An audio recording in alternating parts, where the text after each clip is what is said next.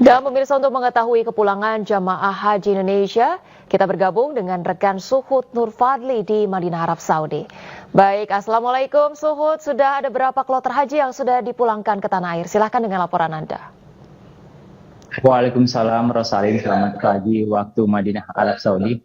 Dapat saya laporkan langsung Rosalin dari Kantor Urusan Haji Indonesia Daerah Kerja Madinah, bahwasanya saat ini kepulangan jemaah haji Indonesia berlangsung dari dua bandara. Yang pertama dari Bandara King Abdul Aziz di Jeddah, dan yang kedua berlangsung dari Bandara Amir Muhammad bin Abdul Aziz yang berada di Kota Madinah. Adapun dari Kota Madinah ini rencananya akan ada 46 kloter yang diberangkatkan menuju ke tanah air mulai dari 22 Juni kemarin. Saat ini Rosalin dapat saya laporkan juga bahwasanya untuk jemaah haji Indonesia di Kota Mekah diimbau sebelum melaksanakan kepulangan ke tanah air untuk melakukan tawaf wada terlebih dahulu atau tawaf perpisahan. Di mana tawaf perpisahan ini biasanya dilakukan sehari sebelum kepulangan jemaah haji Indonesia. Adapun nantinya jemaah haji Indonesia gelombang pertama akan dipulangkan ke tanah air mulai dari 22 Juni kemarin hingga 3 Juli mendatang.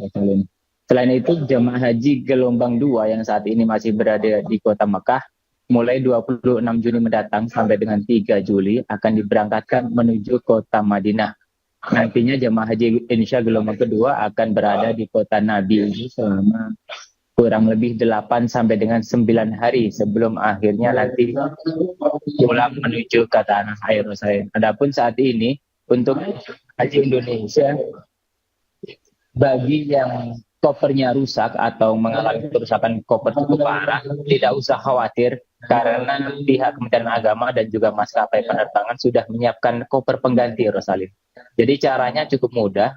Untuk jemaah haji yang mengalami kerusakan koper cukup parah, hanya perlu melapor kepada ketua kloter. Nantinya ketua kloter akan berkoordinasi dengan bagian kepulangan dan akan mengganti koper jemaah haji yang rusak secara gratis tanpa perlu mengeluarkan biaya. Dan terkait barang bawaan bagasi jemaah haji, Rosalin dapat saya ingatkan bahwasanya maksimal jemaah haji hanya boleh membawa 3 buah tas atau koper, di mana koper pertama adalah koper yang akan dimasukkan ke dalam bagasi dengan berat maksimal 32 kg.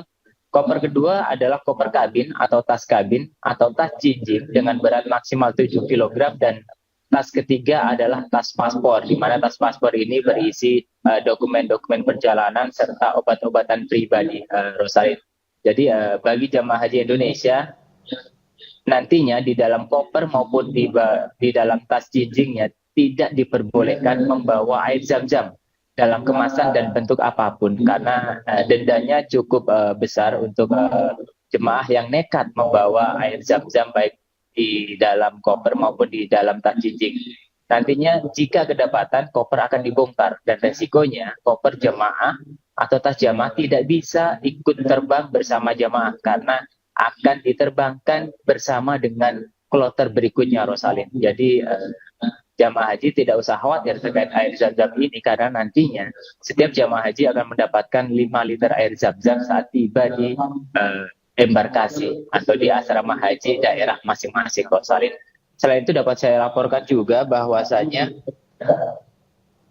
jemaah gelombang ke dua yang nantinya akan tiba di Madinah akan mendapatkan fasilitas yang setara dengan jemaah gelombang 1, di mana hotel yang berada di sekitar pelataran pintu masuk Masjid Nabawi dan juga wisata keliling kota Madinah, baik itu wisata ziarah maupun wisata sejarah. Dan sampai saat ini juga dapat saya laporkan bahwasanya tercatat sudah 234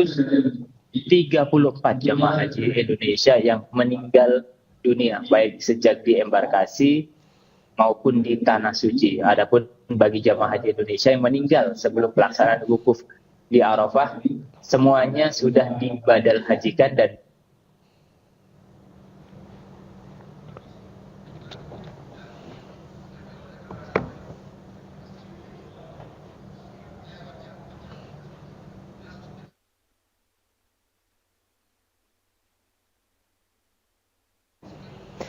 Baik, terima kasih banyak. Suhut telah melaporkan langsung dari Madinah, Arab Saudi. Salam sehat, selamat bertugas kembali.